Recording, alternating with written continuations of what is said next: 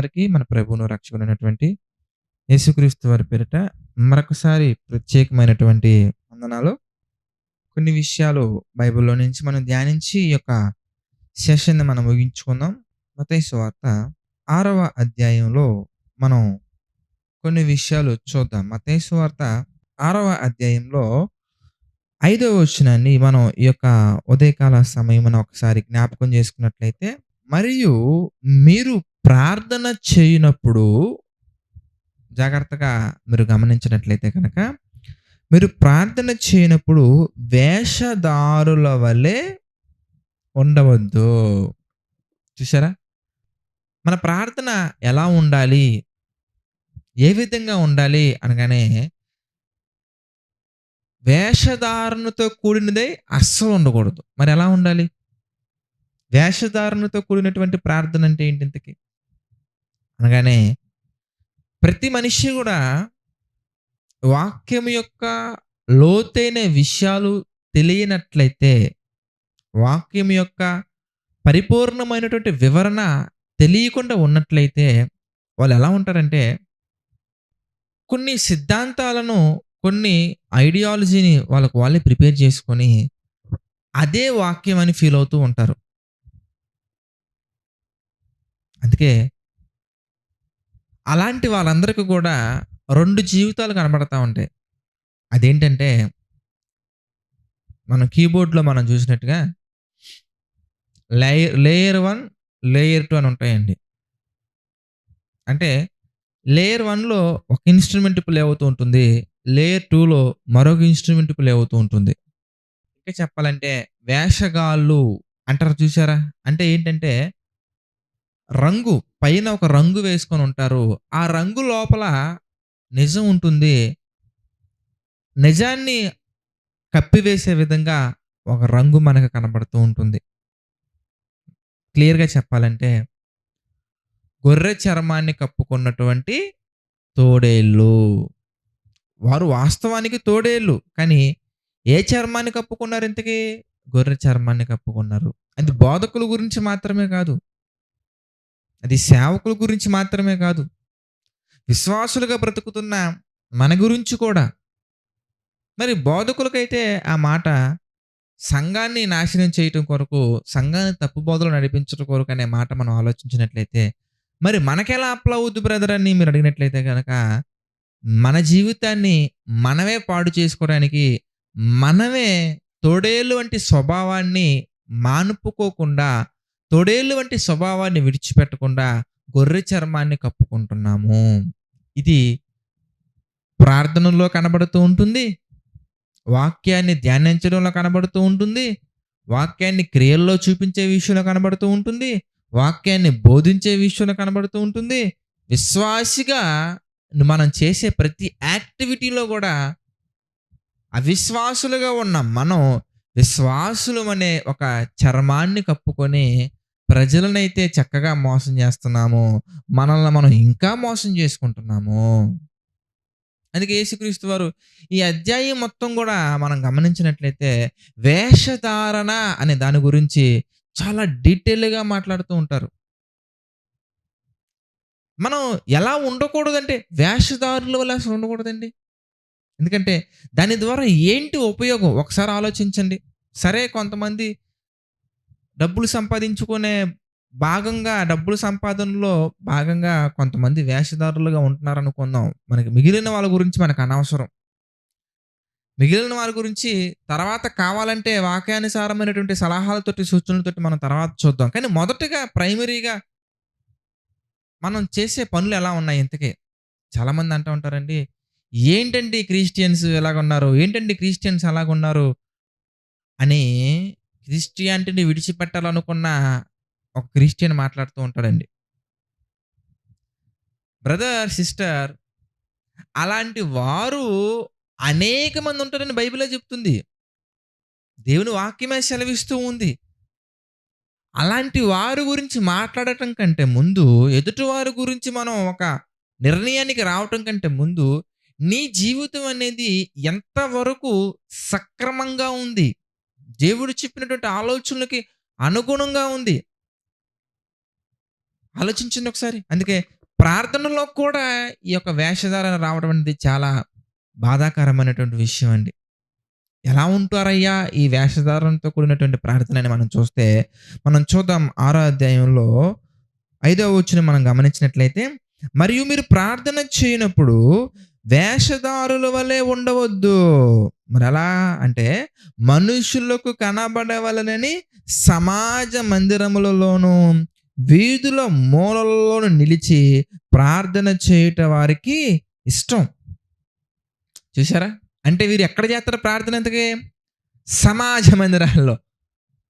అంటే అక్కడ కాలంలో సమాజ మందిరాలని మనం తీసుకుంటే, ఇక్కడ సంఘాలు అంటే ఏంటి బ్రదర్ సంఘంలో ప్రార్థన చేయడం తప్పా? అంటారు. అట్లా కాదండి. సంఘంలో మాత్రం ప్రార్థన చేస్తారు. లేదంటే సమాజ మందిరాల్లో మాత్రం ప్రార్థన చేస్తారు. లేదంటే సమాజం ఎక్కడైతే ఎక్కువ ఉంటుందో అక్కడ మాత్రం ప్రార్థన చేస్తా ఉంటారు. నేను ఒక ప్రాంతానికి వాక్యం ప్రకటించడానికి వెళ్ళినప్పుడు నన్ను గుర్తుపట్టలేదు వాళ్ళు. నేనే ఆ ప్రాంతానికి సువార్త ప్రకటించడానికి వచ్చాను. ఆ రోజు అక్కడే నేను మెయిన్ స్పీకర్ అన్న విషయం వాళ్ళకి తెలీదు. అప్పుడు అక్కడ నేను కూర్చొని ఉన్నప్పుడు ఒక సిస్టర్ గారు ప్రేయర్ చేస్తున్నారండి. సిస్టర్ గారు ప్రేయర్ చేస్తున్నప్పుడు నా పక్కనే ఒక బ్రదరు గట్టిగా సణుగుతున్నారండి. I felt very disturbance. చాలా డిస్టర్బెన్స్‌గా అనిపిస్తుంది నాకు. బట్ సిస్టర్ గారు చాలా విజయవంతంగా, చాలా ఘనంగా దేవుడిని ఆరాధిస్తూ, దేవుడిని మహిమపరుస్తూ ప్రార్థన చేస్తున్నారు. చాలా సేపటికి నా పక్కన కూర్చున్నటువంటి వ్యక్తి కోపంతోటి చైర్ అలా తన్నేసి ఎళ్ళిపోయారండి. బయటికెళ్ళిపోయారు. ఆయన ఎళ్ళిపోవడంతోటి చాలా డిస్టర్బెన్స్ అయితే జరిగింది. జరిగిన తర్వాత ప్రేయర్ అయిపోయిన తర్వాత ఆ బ్రదర్ నేను కాంటాక్ట్ అయ్యి, "ఏమైంది బ్రదర్ ఎందుకు మీరు అలాగా ప్రేయర్ మధ్యలో నుంచి వెళ్ళిపోయారు?" అనగానే, "అక్కడ ప్రార్థన చేస్తుంది చూసారా? ఆమె ఎవరో కాదు మా వైఫ్ అండి. ఇంట్లో నేను ప్రార్థన చేద్దామని పిలిచినా రాదండి ఆవిడ. కానీ చర్చిలో మాత్రం సుమారుగా అరగంట చేస్తారండి." చూసారా? నేటి కాలంలో మన జీవితంలో కూడా ఎలాంటి ప్రార్థన ఉందో ఒకసారి ఆలోచించండి. సంఘములో ఉన్నటువంటి విశ్వాసులు చూస్తున్నారు. విశ్వాసులు కనబడాలి. ఈమె ప్రార్థనా పరురాలు, ఇతను ప్రార్థనా పరుడు అనే విషయం సమాజానికి తెలియటానికి, లేదంటే సంఘానికి తెలియటానికి, లేదంటే పాస్టర్ గారికి తెలియటానికి, లేదంటే సంఘ పెద్దలకు తెలియటానికి, లేదంటే ఎవరెవరికో తెలియటానికి మనం ప్రార్థన చేసేవారుగా ఉన్నామా ఒకసారి ఆలోచించండి. నమ్మొద్దు. ఇలాంటి వేషధారణతో కూడినటువంటి ప్రార్థనను నమ్మకండి. మరి ముఖ్యంగా మీరస్సలు చేయకండి. ఎందుకంటే మీ ప్రార్థన ఉద్దేశ్యం ఏమై ఉండాలి ఇంతకీ? మనం సంఘంలో ఉన్నాము. దేవుడు అవకాశాన్ని ఇచ్చారు. సంఘము నిమిత్తము, సంఘ క్షేమము నిమిత్తము సమాజ మందిరంలో ప్రార్థన చేసే అవకాశాన్ని దేవుడు మనకి సేవకుల ద్వారానో, లేదంటే అక్కడ ఉన్నటువంటి నడిపించే వారి ద్వారానో, లేదంటే ఏదో ఒక విధంగా సంఘములో నీకు ప్రార్థన చేసే అవకాశం వచ్చిందనుకోండి. Yes you can do it. అది నష్టమేం కలిగించదండి. అవకాశం వచ్చినా, రాకపోయినా బాగా మళ్ళీ జ్ఞాపకం చేసుకోవాలి. మీకు అవకాశం వచ్చినా, రాకపోయినా సమాజ మందిరంలో గాని, సంఘములో గాని, పబ్లిక్ మీటింగ్‌లో గాని మీకు అవకాశం వచ్చినా, రాకపోయినా వ్యక్తిగతంగా నీ ప్రార్థన సమాజంలో ఎలాగైతే ఉందో అలాగే ఉండాలి. లేదా వ్యక్తిగతంగా నీ ప్రార్థన ఎలా ఉందో అదే విధంగా సమాజంలో కూడా నీ ప్రార్థన అలాగే ఉండాలి. అంతేగాని సమాజంలో ఒకలాగా, వ్యక్తిగతంగా ఒకలాగా. అసలు వ్యక్తిగతంగా ఒక్క నిమిషం కూడా ప్రార్థన చేయమండి. కానీ సమాజంలో మనకు అవకాశం వచ్చినప్పుడు, సంఘంలో అవకాశం వచ్చినప్పుడు, లేదంటే పబ్లిక్ మీటింగ్స్‌లో అవకాశం వచ్చినప్పుడు మాత్రం 1 అవర్ అయినా ఆపమండి ప్రార్థన. ఇది నిజంగా చాలా బాధాకరమైనటువంటి విషయం. దేవుడు అటువంటి ప్రార్థన వద్దంటున్నారు. ఎలాంటి ప్రార్థన వద్దంటున్నారు? ఎందుకంటే సంఘములో లేదా సమాజంలో మాత్రమే చేసే ప్రార్థన వద్దు. నీ యొక్క సహవాసము దేవునితో కూడా ఉండే విధంగా వ్యక్తిగతంగా కూడా నీ ప్రార్థన ఉండాలి. వేషధారుల వల్లే ప్రార్థించకండి. అంటే వాళ్ళు చూడాలని, వీళ్ళు చూడాలని అసలు ప్రార్థించకండి. కొంతమంది హర్ట్ అవుతూ ఉంటారండి. కొంతమంది అయితే కనుక. ఎందుకంటే చర్చ్‌లో వాళ్ళకి ప్రేయర్ చేసే అవకాశం ఇవ్వలేదని హర్ట్ అవుతారు. దేనికి చర్చ్‌లో అవకాశం రాలేదు. అప్పుడు ఇండివిడ్యువల్‌గా చేయొచ్చు కదా బ్రదర్. ఇండివిడ్యువల్‌గా నీకు ప్రేయర్ చేయొచ్చు కదా సిస్టర్. నీకు ప్రార్థన పట్ల అంత ఆసక్తి ఉన్నట్లయితే, ప్రార్థన పట్ల అంత ప్రేమ ఉన్నట్లయితే, ప్రార్థనలో బలంగా అందరి నిమిత్తం ప్రార్థన చేయాలనే ఆలోచన నీకున్నట్లయితే, చర్చ్‌లో మాత్రమే చేస్తారా? లేదంటే చేయరా? చర్చ్‌లో కూడా చేయాలనే ఆలోచన ఎందుకు? ప్రభు అవకాశం ఇస్తే, దేవుడు అవకాశం ఇచ్చినట్లయితే, అది సేవకుల ద్వారా గాని, లేదంటే ఏదో ఒక విధంగా అవకాశం ఇస్తే చేయండి. పాటలు పాడే విషయంలో గూడా అండి, మన విధానం ఎలా ఉంటదంటే, వేషధారుల వలె ఉంటుంది. వేషధారుల వలె ఉంటుంది.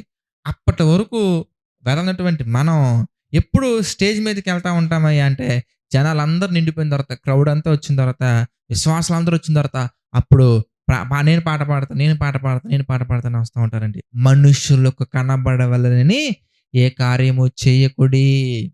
అది ప్రార్థనైనా, పాటలైనా, వాక్యాన్ని బోధించటమైనా,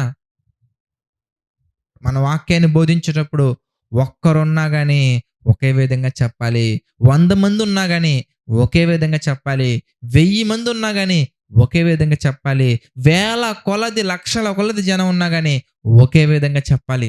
1,00,000 మంది ఉంటే మాత్రం ఘనంగా మాట్లాడి, ఒకరే ఉంటే మాత్రం ఒకలాగా మాట్లాడడం, ఇలాంటి విధానం వద్దు.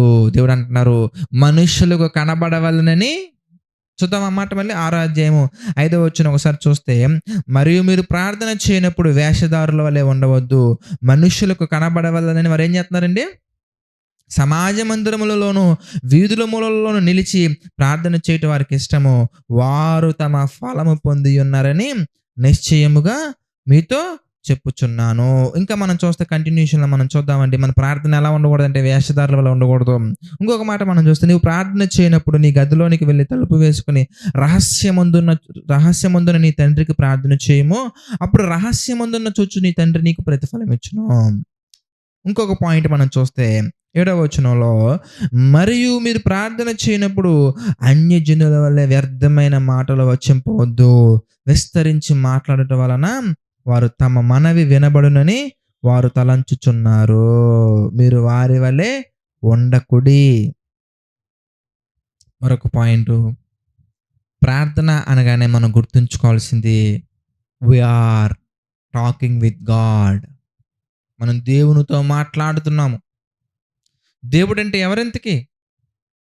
ప్రపంచములో ఉన్నటువంటి ప్రభుత్వాలను శాసించే వ్యక్తి ఆయన. ప్రభుత్వం నిలబడాలన్నా, పడిపోవాలన్నా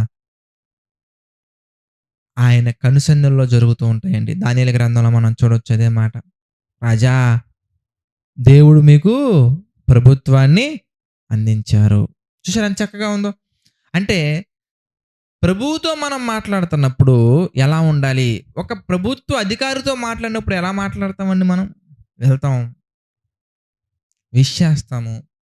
హానరబుల్‌గా వాళ్ళని మనం గుర్తించి వాళ్ళతో మాట్లాడేటప్పుడు ఎంత చక్కగా, ఎంత ఒదుగుగా మనం వారితో మాట్లాడతామండి. కానీ ప్రార్థనలో ఎలా ఉంటాం మనం ఇంతకి? ఏవండీ ఒకసారి ఆలోచించండి. మనం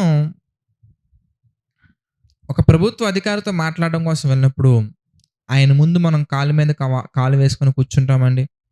ఆలోచించండి. ఆయన ముందు స్టైల్‌గా ఎలా మాట్లాడతామండి. ఆయనతో మనం మాట్లాడేటప్పుడు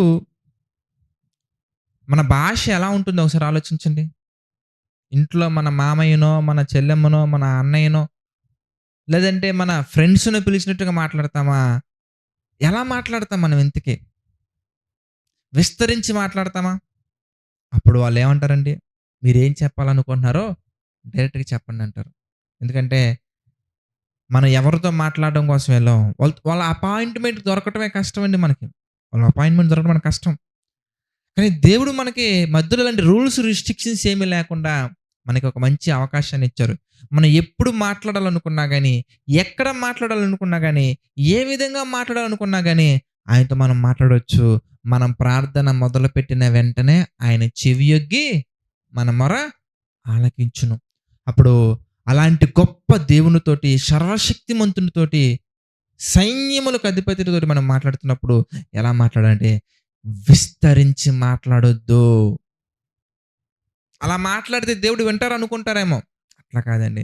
మనం వాక్యానుసారంగా విశ్వాసముతో కూడినటువంటి ప్రార్థన 1 నిమిషం చేసినా, 10 నిమిషాలు చేసినా, 1 గంట చేసినా అది దేవుడు వింటారు. కాకపోతే ఆ ప్రార్థనలో ఆ గంట సమయంలో లేదా అరగంట సమయంలో, ఆ 1 మినిట్ సమయంలో ఏం ఉండకూడదు అంటే వ్యర్థమైన మాటలు ఉండకూడదు.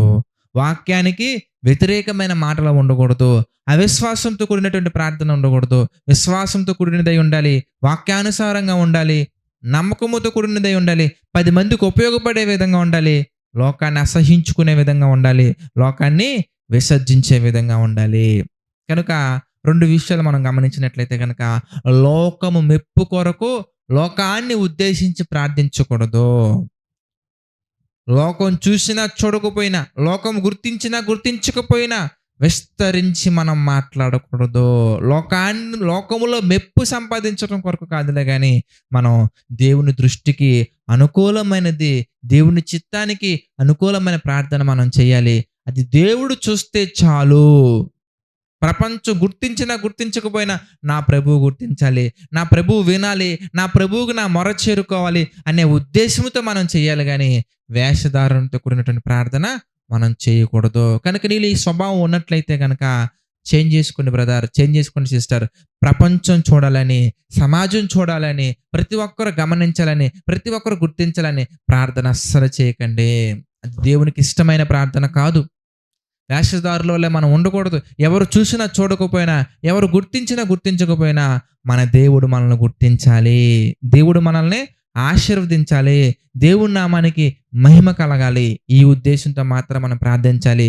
అది విశ్వాసి యొక్క ప్రార్థన. మరి వేషధారుల ప్రార్థన ఎలా ఉంటుంది? ఇంతకీ ప్రపంచం గుర్తించాలి, ప్రతి ఒక్కరు నన్ను చూడాలి, అబ్బా ఈ బ్రదర్ అంత బాగా చేస్తారు అనుకోవాలి. ఇది వేషధారుల ప్రార్థన. ఎవరు గుర్తించినా గుర్తించకపోయినా నా దేవుడు గుర్తిస్తే చాలు అనేది విశ్వాసి చేసే ప్రార్థన. కనుక ఈ దినం నుంచి మనం ఎలా ఉండాలంటే, ఒకవేళ విశ్వాసి చేసే ప్రార్థన నువ్వు చేస్తున్నట్లయితే కనుక వెల్ అండ్ గుడ్. వేషధారుల వల్ల ప్రార్థన మీ జీవితంలోనికి రానివ్వకండి. ఒకవేళ వేషధారులతో కూడిన ప్రార్థన ఉంటే గనక దాన్ని ఈ రోజే ఇప్పుడే తొలగించుకొని జీవితాన్ని దేవుని యొక్క చిత్తానికి అనుకూలంగా మలచుకోండి. ప్రార్థన చేసుకుందామని ప్రతి ఒక్కరి తలలో వంచి ప్రార్థనలో ఏకీభవించవలసిందిగా ప్రభువు పేట మనం చేస్తున్నాను. ప్రార్థన. ప్రేమగల తండ్రి, దయగల దేవ, పరిశుద్ధ మహోన్నతుడ తండ్రి, మీకు కృతజ్ఞతాస్తుతులు చెల్లించుకున్నాం తండ్రి. ఈ ఉదయకాల సమయం జ్ఞాపకం చేసుకుని తండ్రి అనేకమైన విషయాలు మాకు తెలియజేస్తూ మీ కృపలో నడిపిస్తూ మా తండ్రి ముందుకు తీసుకువెళ్తున్నందుకు కృతజ్ఞతాస్తుతులు చెల్లించుకున్నాం తండ్రి. మమ్మల్ని దీవించండి, ఆశీర్వదించండి, బలపరచండి తండ్రి. ప్రభువా మీ యొక్క నామానికి మహిమకరంగా, మీ యొక్క ఆలోచనలకు మా తండ్రి అనుకూలంగా ప్రతి ఒక్కరూ తండ్రి ప్రార్థించాలి అని అనేకమైన విషయాలు మాకు తెలియజేస్తూ నడిపిస్తున్నందుకు కృతజ్ఞతాస్తుతులు చెల్లించుకున్నాం తండ్రి. నిజమే ప్రభువా, వేషధారుల వల్లే మేము ఉండకుండా మీ కొరకు తండ్రి నమ్మకంగా ఉన్నట్లుగా మాకు సహాయం చేయండి తండ్రి.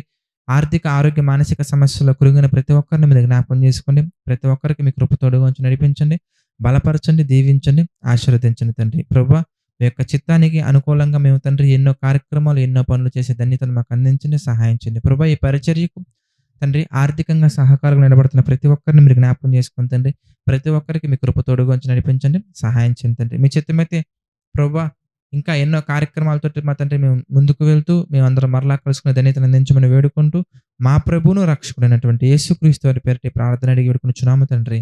ఆమెన్. అందరికీ వందనాలండి. God bless you all.